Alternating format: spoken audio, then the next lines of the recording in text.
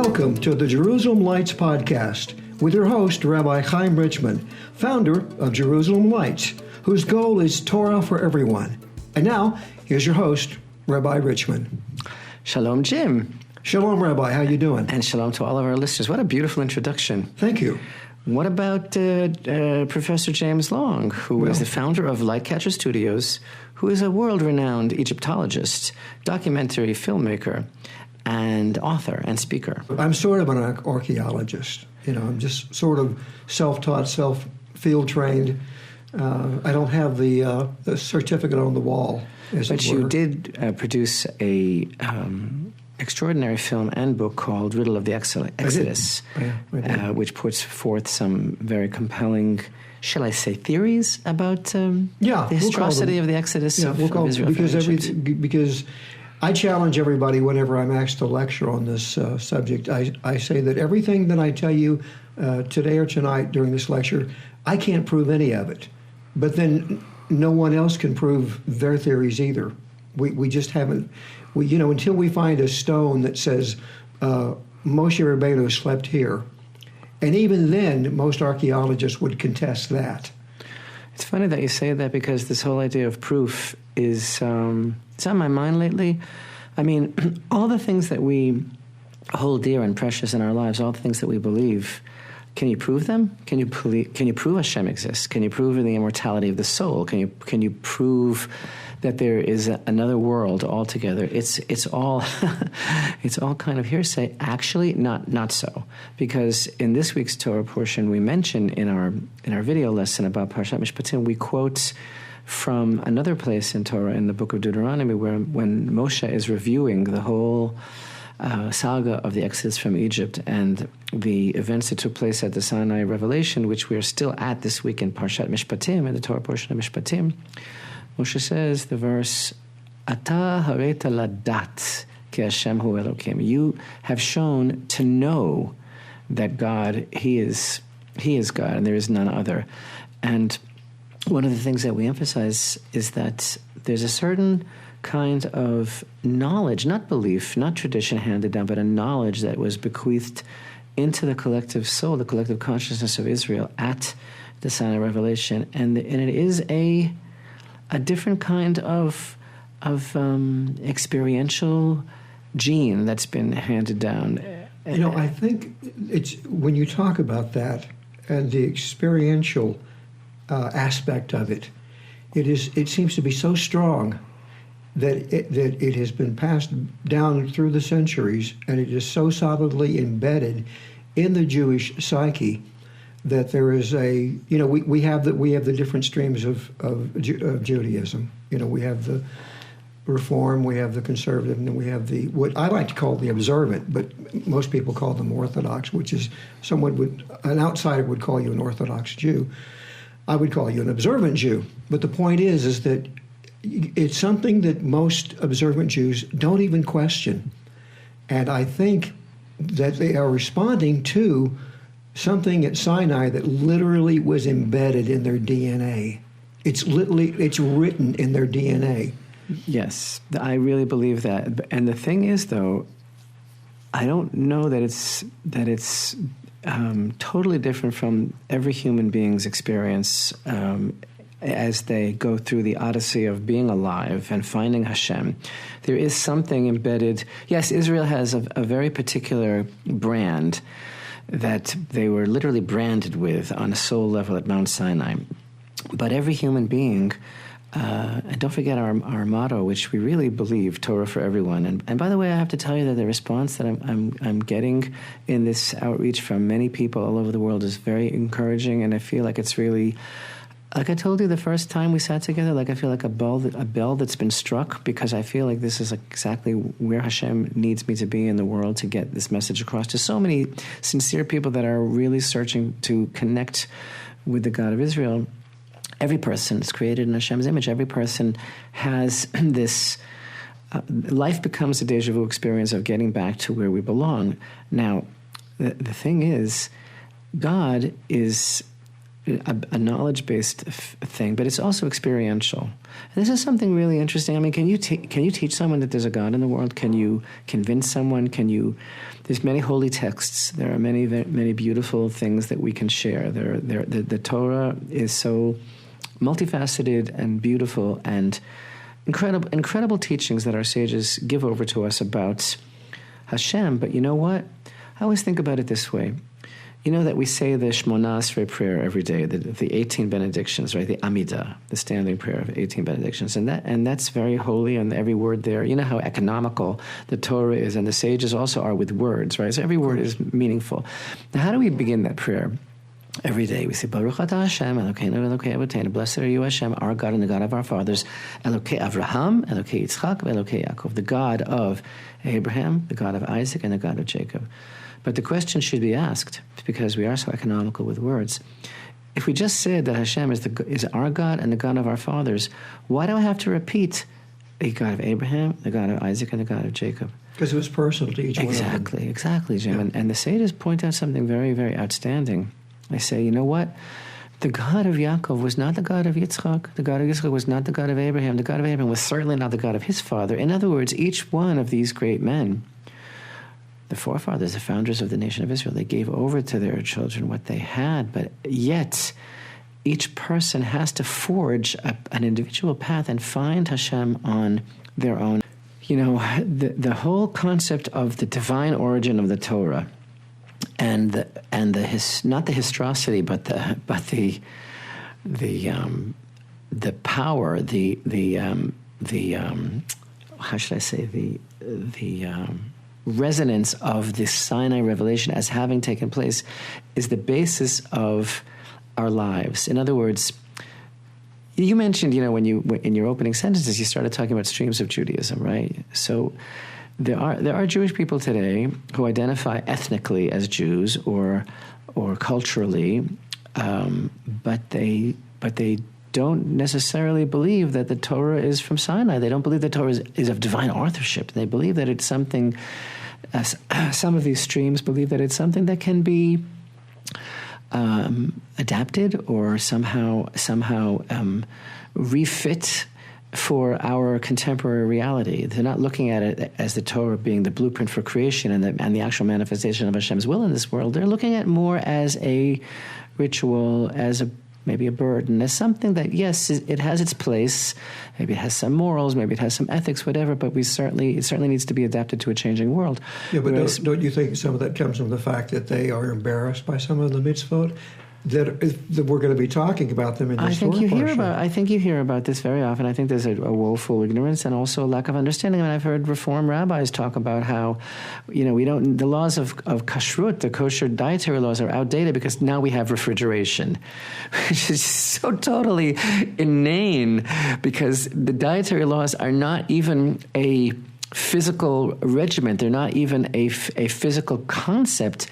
In fact, the dietary laws, like the famed para aduma, the red heifer, are considered to be a chok. Yeah. A chok is the category of laws, of mitzvot in the Torah, for which there is no human explanation. Yeah. In other words, Hashem tells us in advance that these things are chukim. A chok means something that is beyond the grasp, the realm of human comprehension. That doesn't mean that you can't attempt to interpret it. You can't attempt to have a rationalization, an idea in your mind for what it is, but that's not the real reason. So the kosher dietary laws are a spiritual regiment, and it has to do with spiritual forces. It has to do with a balance within the body, within the soul, within the brain, within the heart. It's well known. In fact, those people who deal with Torah education and who have a lot of experience know that eating non-kosher food can, especially those foods that are not clean, they can dull the senses. And the holy Baal Shem Tov spoke about how it dulls the senses. It literally makes like a divider between Hashem and a person. You know what? How many non-Jews have I met? So many non-Jews that I have met that love Hashem, that love the Torah. And invariably, I might ask them, how did you start? like studying the Tanakh, and then you asked all these questions, and you decided that you were being lied to, like the verse in Jeremiah, inheriting lies, and that you want to, come closer to the God of Israel and study the Torah and emulate his ways more. And I say, what was the first thing that you did? And the person will always say to me, I started eating clean. It's amazing. It's like literally the scales drop from the eyes because there's a certain dullness, a certain thickness when a person is eating these things that have no redeeming social value. In other words, there's an idea in Jewish mystical understanding that when we eat something, there are sparks of holiness that are trapped in every strata, in every level of existence. And when we eat something, it's a type of service of God because we're actually elevating those sparks of holiness to divine purpose by imbibing them, by growing strong from them, even by enjoying them. There's godliness in everything. But there are some foods that, yes, Hashem created them, not the devil. Hashem created them. It's a matter of choice. Everything is about free choice. It's the foundation of all of life. There are some foods that Hashem created, which not only can you not elevate them, but they're so powerfully negative that they bring you down. And that's these things that are unclean. So I'm saying when the Reform rabbi says, well, now we have refrigeration, so, that was all about diseases and everything like that, it's woefully ignorant and ridiculous. It's personified in the fact, and I mean, not to be, really, beating our Reformed brethren over the head, but it's the idea. Jim, I didn't mean to beat anybody over the head, but I hate misrepresentation, and more than that, I hate ignorance, and I hate willful distortion, which sometimes it is. Well, it happens because they want to separate our lives and our connection to Hashem. We're living in the physical realm, and what we're seeing constantly in the Torah is that by living according to the concepts in the Torah for Jews and non-Jews, is that something as simple as eating kosher literally has an impact on the spiritual side of your life. And again, we talked about are we a people or are we a religion? Mm-hmm. And you know how I really don't like to use the word religion ever. No, I don't and you were either. talking before, I don't call you Orthodox, I call you observant. Don't call me anything. Call me late for dinner. Yeah. I don't like these words. I don't like labels because... But I share that with you. I know. It's like my mantra. I know. The people of Israel represent a nation. Well, Hashem said it. Yeah. We're not making it up. Right. Right? All over the Torah. Now, the thing is, if you're a religion... it's all about gestures and rituals and these things that are supposed to be, I don't know, there's always associated with guilt and it's ritual, and I hate that word also. And so, when these people view things in a ritualistic framework, from a ritualistic perspective, well, of course they're going to want to change it because they're going to say that's part of an ancient world. It's part of a world that's not here anymore. It's something from a different era. But if you realize it's not about ritual and it's not about religion, it's about the very essence of who a people are. A people have a way in this world, and that way is their anchor, their lifeboat, their identity, their beacon, their message for all humanity. When we receive the Torah at Mount Sinai, and we spoke about also this week in our teaching on Parshat Mishpatim, last week in Parshat Yitro, at the foot of Mount Sinai, right before the giving of the Torah, Hashem says, you're going to be for me a Mamlechet Kohanim v'Goy Kadosh, a kingdom of priests and a holy nation. And I explained in our video this week what that means, exactly why the metaphor of Kohanim. But the idea is, God is taking this nation and he's saying, I want you to be a model nation to beam forth my presence to the whole world. And we're going to see that more and more as these Torah portions continue, because now we're coming to the essence of everything. We're coming to the Torah portions about the erection of the tabernacle, which becomes the holy temple. And everything's been leading up to this because it's all about bringing Hashem's presence in the world and living with it and declaring that it's possible, as Israel exemplified in the desert, for a nation to be totally centered on God consciousness with God in its midst, which is what the tabernacle is, and yet be in this world and be regular people. And by the way, that idea of being in this world, being regular people, and yet being infused with God consciousness and living a life dedicated to divine purpose, that all comes to a total head. It comes to a total explosive manifestation in this week's Torah portion of Mishpatim, because again, like last week, right? What a cliffhanger! Like we're at the Sinai revelation, and as we described, it is absolutely the most.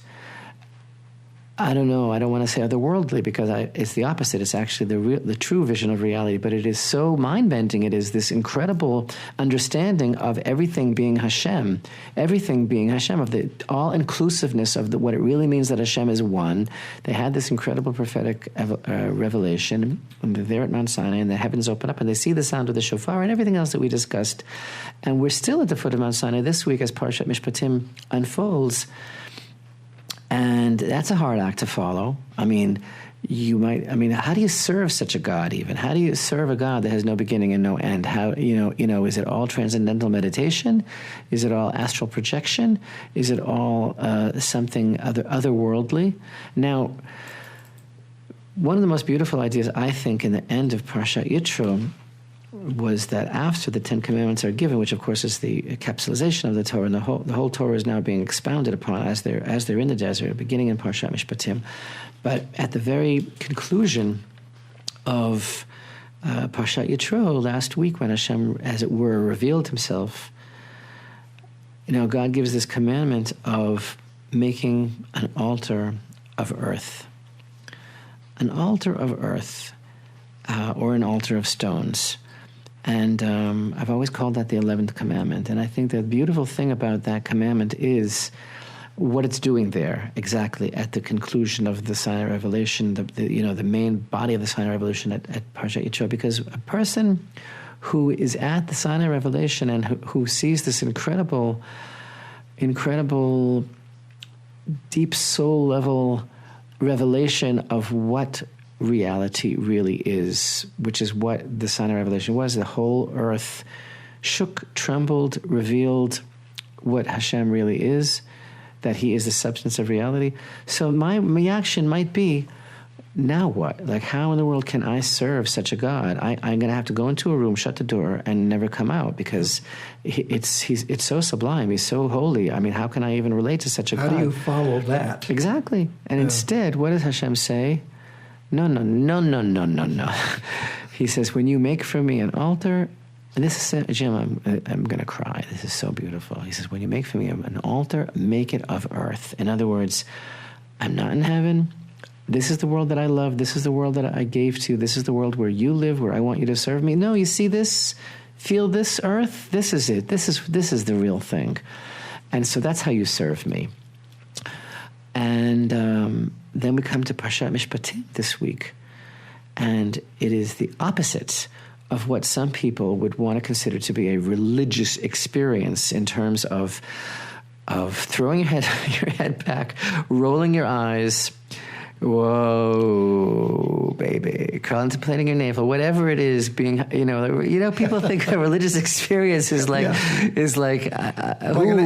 acid trip or right, something. Yeah, right. Exactly. But Parshat Mishpatim, don't forget, we are still at the foot of Mount Sinai, and the religious experience here is being defined as everyday life, and not only everyday life, but bummer things like I hurt someone by accident, maybe someone died, people are damaged, my property damaged someone, relationships between people, abusing people. It's like this is a people that just became a people. Until then they were like family units.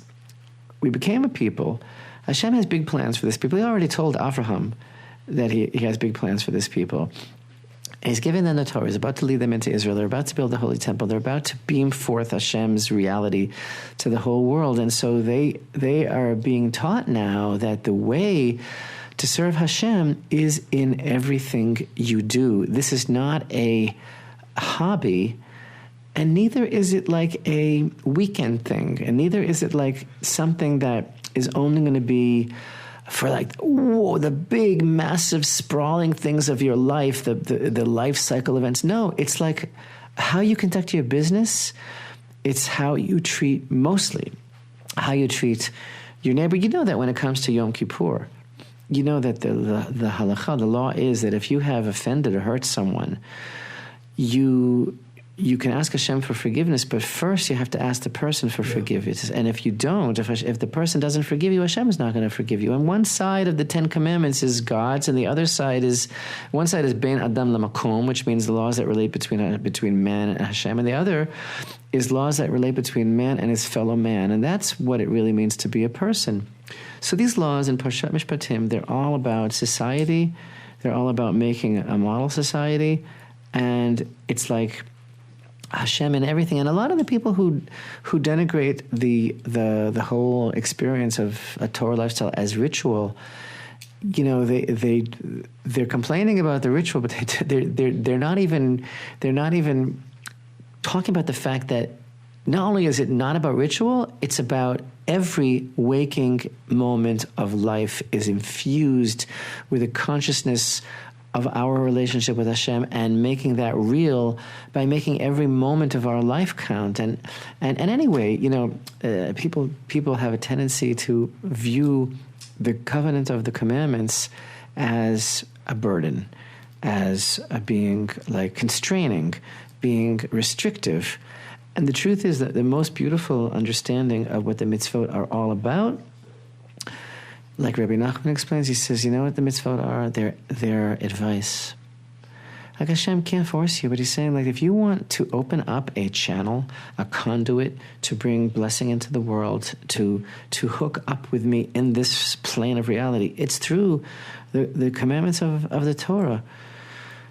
And that leads me to the idea that rather than looking at it as ritual, certainly not as empty ritual, or as something oppressive, the idea is really, on the deepest level of a Torah mindset, the burden, so to speak, what's called the yoke of the acceptance of the mitzvot, is the secret of being actually free, which sounds contradictory to someone who thinks about freedom in terms of a very kind of like Western mindset, which is basically like freedom means I can do whatever I want or not, whenever I want or not, and you can't do anything about it, and that's what freedom is. But you know, Janis Joplin, you know what she said, and me and Bobby McGee, freedom's just another word for nothing left to lose. And that's what that kind of freedom sounds like to me. It sounds like desperation, because freedom in the Torah, basically, you know what it means, Jim? It means freedom from myself, from because the only person that's really holding me back is me.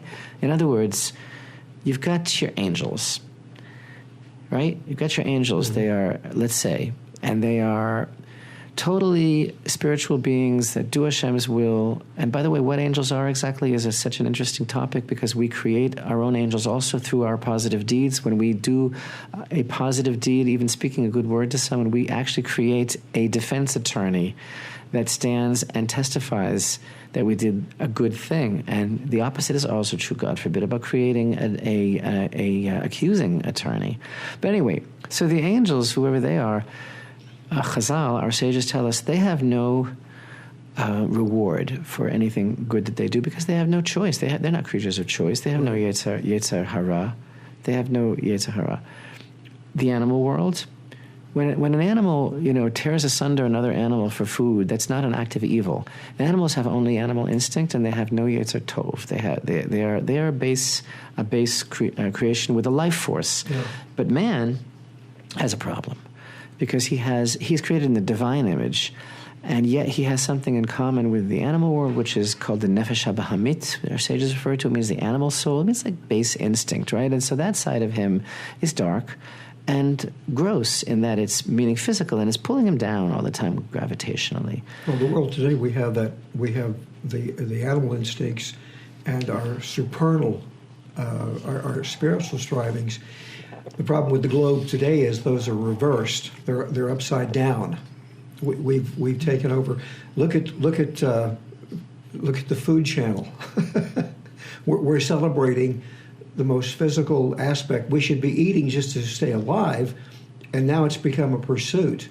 Well, you don't have to eat just to stay alive. You can, not only can you enjoy your food, but you're actually commanded to enjoy your food, and it's also a type of serving Hashem. But it's not an end to itself. Right. Again, the Torah views, for Jew and non-Jew, everything as an opportunity to rise to our greatest potential. Yeah. Well, it's not. The thing I'm saying is that Hashem is not asking us to be ascetics. Right, exactly. We're not supposed to live in a cave. This is what drew me to Torah, was the fact that I came out of a religion that said life is basically drudgery and you die. And then he's gone to a better place. Right. And yet Torah said, no, this whole life is a gift of God. We're supposed to enjoy it. And again, that is this incredible secret that our sages give over when they say 1 hour in this world is more precious than the entire world to come. 1 hour of Torah and teshuvah, or Torah and mitzvot in this world is more precious than all. Now, how could you say that? How could that make any sense? The next world is forever. It's eternal. The soul is eternal, etc., etc. The idea being, what the teaching is emphasizing is that this is the only world that counts. You can't make any difference in the next world. And we are all about making a difference. And the famous midrash that I love so much because it just puts it all out there is like, and again, the midrash is not literal usually. It is a poetic vehicle. I like to call it a psychodrama that conveys life-changing lessons through metaphor and through all the poetic vehicles that our sages utilized. And so this is what they wrote. I'm not saying that it's literal. I'm not saying it's not literal. But the main thing is what's the point? So the lesson is this: Moshe ascends to Mount Sinai into the dens of the cloud. It's like being in heaven is the expression, and he's confronted by the angels who basically are very angry that he's there, and they want to throw him out. And they start throwing projectiles at him. And they say to Hashem, they complain, and they say, this is the Midrash, really. And they say, what is a flesh and blood person born of a woman doing here in our midst? What? They say to Hashem, what, you're going to send the Torah down to earth to the people? And Moshe is very frightened, and Hashem says to Moshe, you answer them. And so Moshe thinks quickly, a good Jewish head, and he says, it says in the Torah, honor your parents. Do you have parents? It says in the Torah, use honest weights and measures. Do you have a stand in the shuk? Are you in commerce? And all these things that point out the fact that the Torah was designed for this world, which of course is what Parshat Mishpatim is all about. And Hashem said to Moshe, you answered very well. I'm saying, man, because the animals have no yetzer tov, they have no good inclination, they're all instinct. And the angels have no yetzer hara because they're all basically a spiritual essence that fulfills Hashem's ratzon, his will. Man, the background of his whole life is this tightrope. He's constantly being pulled to make choice because he has his physicality, and everything that represents is pulling him in that direction, and his God-given soul is pulling him upwards, and he has to make choices all the time. And that's why, if you have to distill the Torah on one foot, there's a lot of things I would say, because there's so many things that are important. But one of the major principles of life, of existence, according to Torah, is, as Moshe says later in the book of Deuteronomy, I've set before you today blessing and the curse, life and death. Choose life. Choose. Everything is about choice. Everything that we go through, every opportunity, every moment, every relationship, every confrontation, whether within ourselves or with others, it's all about choice. Well, that's it. You just said the word, opportunity. If we can, if we can look at these challenges as not a yoke, and not drudgery.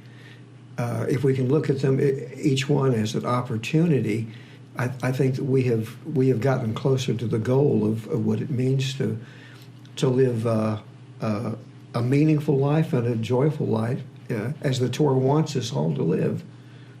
You just said it, opportunity. So Parshat Mishpatim, again, we're still. It's just unbelievable because it's not only is it a direct continuation of Parshat Yitro, but the Torah goes out of its way to show us that by the little letter Vav, which is the first letter in the first verse of chapter 21 of the book of Exodus, says Ve Eila hamishpatim asher tasim lifnehem, and these are the ordinances that you shall place before them. Hashem says to Moshe.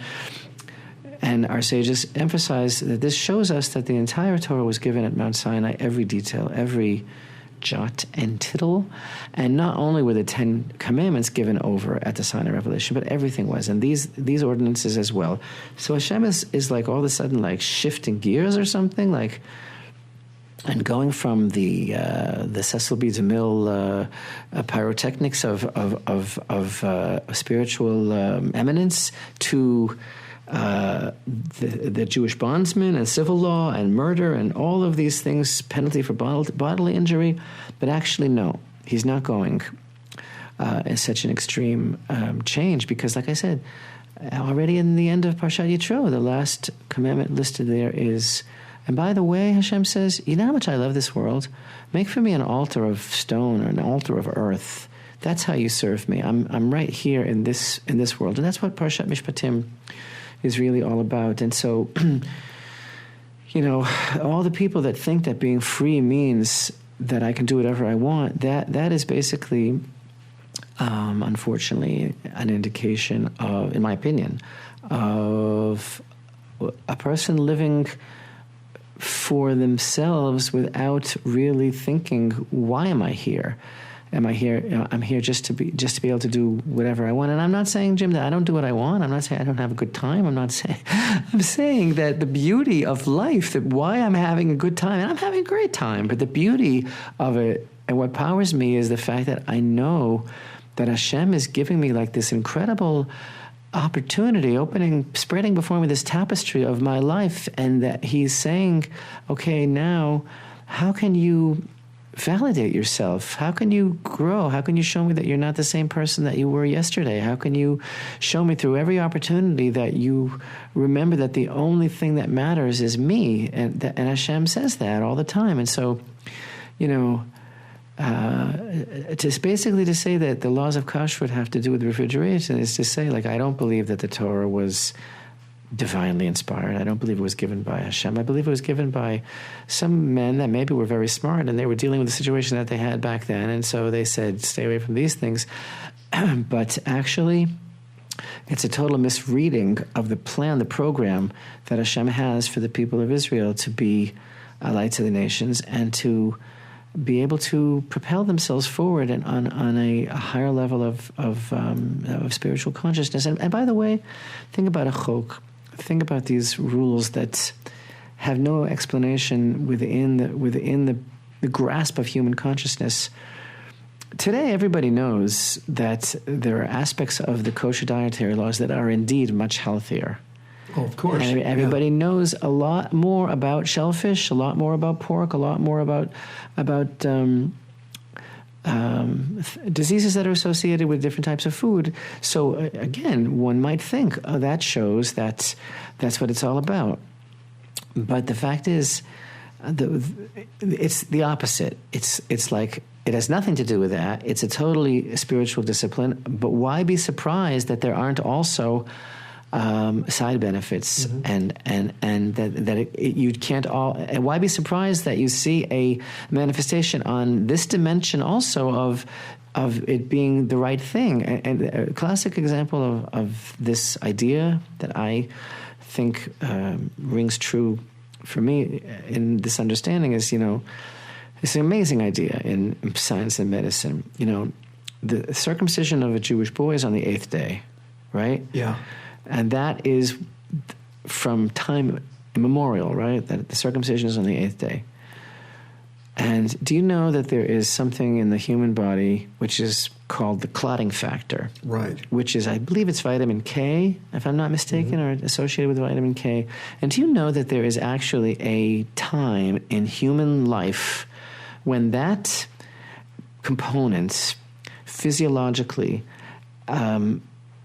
it multiplies in the body, and it becomes so immensely disproportionate to the body that it comes to like a huge peak, and then it starts to level off. And do you know that that's the 8th day? 8th day, exactly. Yeah. No, but that doesn't mean that that's why Hashem commanded that the circumcision be on the 8th day.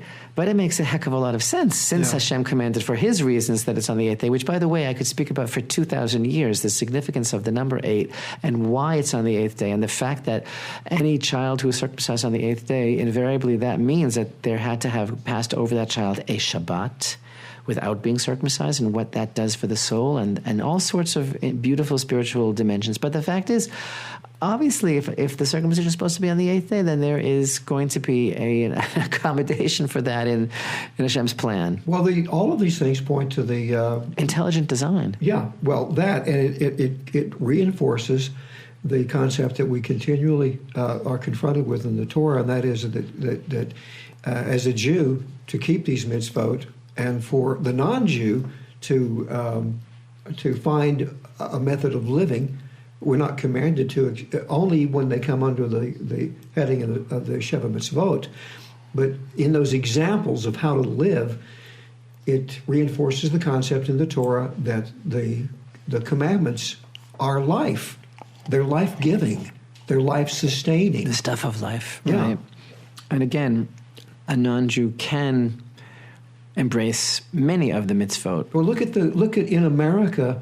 There was a period in America when medical science, when doctors routinely circumcised children, no matter what persuasion. Right. It was considered a healthful thing to do. Right, and of course now it's embattled. Yes. And there are countries that are outlawing it. Yeah, which is and it's just incredible what's going on in the world. But so many non-Jews have said to me, that they want to eat clean, or they even want to keep kosher on a more detailed level, because they see that Hashem loves it, and if Hashem loves it, so they want to do that. But I want to ask you another question. As someone coming from the background that you've come from, and we're talking about the nature of a true religious experience, being grounded in this world and being given over to the details that someone might consider to be humdrum, but are actually the stuff of life, because it's all about our reaction and our choice, and that's how we prove that we're living for Hashem. I want to ask you this. Something that really gets me, that really annoys me, is an expression that some people have and express, that I've heard many times, that this idea of our commitment to the mitzvot, to the commandments, and our acceptance of the commandments is very archaic and very old school. It's been done away with. And the thing that really just makes me so annoyed is they say the Jews are bound to the law. Oh yeah, they're bound to the law. Yeah. But we're free from the law, mm-hmm. and I think that's so ridiculous, because actually what we're understanding, you and I, is that observance to the mitzvot is actually the secret to true freedom, and the sages expound upon that very much, and we touch upon it a great deal in this week's Torah video lesson as well on our YouTube channel. But can you explain that to me when a Christian says the Jews are bound to the law? Mm-hmm. How do I deal with that? Well, you lived your life as a Jew and understand that it's nonsense. I was doing that, but I mean... Yeah, well, I know that for the longest time I believed that when I was in organized religion. And I felt that it was... When I later began to come to grips with it, I thought, this is not right. You also thought that the Jews are bound to the law? Oh yeah. I mean, I went through the whole experience of thinking that to be Jewish was to be tied to a ritual and nothing else. It was all rote. And but these are ideas expounded by people who generally know nothing about being a Jew. I discovered that from the very first time I sat down in Torah class and began the Torah from scratching the surface of the Torah. It suddenly was opened up, and a new world was opened up to me, because I thought, I mean, you just quoted it. Our fathers taught us lies. I was being lied to, because I was told anytime one of these seemingly arcane laws, which are in this week's Torah Parsha, they seem out of date. And I remember the first time I went to see, goodness gracious, my memory is, I went to see a famous rabbi, and he said, the Torah does not provide for penitentiaries. And it blew my mind. I thought, well, how can a society function without prisons? And he expounded on this law, this mitzvah in Mishpatim, the Hebrew servant. Yeah, that the idea, and then in fact I remember reading more on it later, and you alluded to it, there's a saying from the sages that to have a servant is to be a servant. That you and then I thought, wait a minute, this is the Jews have got it right. In penitentiaries, people learn how to be a criminal. Right. Yet someone who goes out and runs amok and steals and maybe steals money and goes out and spends all of it, and suddenly he can't. When they catch him, he says, "Well, I don't have it anymore." He says, "Well, guess what? You're going to be a servant, and you're going to basically work out." But as we discussed in our lesson this week in the video, the Hebrew servant is actually he has to be treated with tremendous compassion and respect. In fact, the master is obligated to treat him and to provide for him better than he provides for himself. No, that's where I was saying to have a servant is to be a servant. You are bound to provide a lifestyle and a way of your whole life is to be an example to that servant, because and apparently Hashem must have provided this as an alternative to putting someone in prison for 7 years, because what Hashem has done is he said, no, there's something missing in the development of this person. They weren't provided a home and the teachings that they had to resort to living this kind of life that led them to steal. So God provides a means of rehabilitation. Being a servant, it actually is a means of you're living with a family. As opposed to the modern penal system where someone is just basically... you're locked away and... Basically just put in storage, cataloged and... And how many criminals come out of the penitentiary? They're better criminals when they come out. Because there's no effort there on tikkun hamidot, of fixing whatever their nature is. Well, this is when I began to see that my friends in organized religion completely had it opposite. That by living by rules made by a loving Creator who knows exactly what we need, that we are actually released from, as you said, the underpinnings and the drives that we learn from the world. Which is and that are our natural proclivity, which we're put into this world to conquer. In other words, a person comes into the world with a certain nature, and each of us has our work ahead of us, which is a type of serving Hashem, is how to refine ourselves and again meet our greatest potential. Yeah. And like we've talked about this before, when we talk about the fact that the Torah at Sinai, that a religion was not created, it was a nation, is that many of these laws that we're reading about in Mishpatim, some of them are similar to, for instance, federal laws. But the big difference between the nation of Jews and a nation like America is that when we keep the laws of our Constitution in America, we're basically maintaining order. This is really the whole, it's maintaining society. Yet when a Jew keeps the same type of law, no matter how seemingly mundane that law is, they actually bring, they elevate the world. They impact the world. It's almost like they bring holiness down into the world.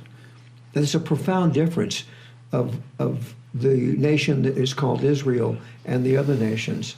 And of course, another thing about this being bound to the law business that implies that, when you're not bound to the law, then you are what? A renegade? I don't know. The bottom line to me of what it means to be obligated to the mitzvot and to accept what we call the yoke of heaven, and to be plugged into Hashem's motherboard of, what it is that we're doing in this world, that it's all about our taking responsibility for ourselves. It's all about not abrogating responsibility. It's all about admitting that we need to rein ourselves in and to learn how to learn self-control and to learn that our deeds have an impact on others, to learn that everything that we do makes a difference, and that we can't blame anyone else, and we can't expect anyone else to save us. We have to take full responsibility for our actions. That's really the bottom line of a person's covenant with Hashem. Well, actually, to provide a better response to the question you asked, when people like to quote the New Testament and say, the letter killeth and the spirit maketh alive. Isn't that Paul? It's Pauline. What it really, that is the linchpin of Christianity. Christianity is based on your feelings. It's all emotion. It's all feelings. It's all you can trace. The founder of Western religion was, of course, Esau. And Esau was all about the way he felt. It was all about passion. That counted more than logic and laws counted. So I remember that, and I'm sorry, I apologize to my Christian friends if you're angry with what I'm having to say here, but the point is that my experience in Christianity was always about the way you felt, and so this is what that phrase really means. It means that you need to feel the spiritual. This is why during the 70s. Okay, you mean like if you're bound to the law, then like you're not. You can't have any feelings. I see. Yeah, it's all it's all ritual. It's all rote. It's go through the motions.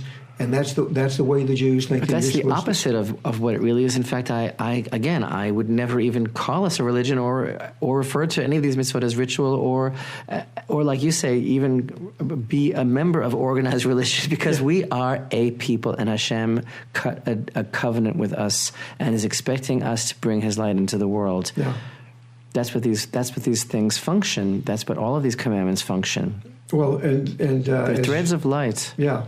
Yeah. Well, the whole point of it is that this is my own experience in organized religion with my friends and people, was the idea that you had to it was all tied to your feelings. It was all tied to your emotions, and of course the Tanakh even tells us that the heart, the emotions are deceitful above all things. Well, on that, I think I can tie that into the very beginning of our Parshat Mishpatim, where, you have this fellow who is basically sold into temporary service in order to rectify the flaw in his relationship with Hashem, which drove him to steal something. And I spoke about that again in the video lesson at greater length, about how he basically felt like if he doesn't take something by force, then he's not going to be provided for, because he had this disconnect from Hashem's providence. And anyway, what happens is that he's supposed to work for 6 years and he's supposed to go free in the sabbatical year.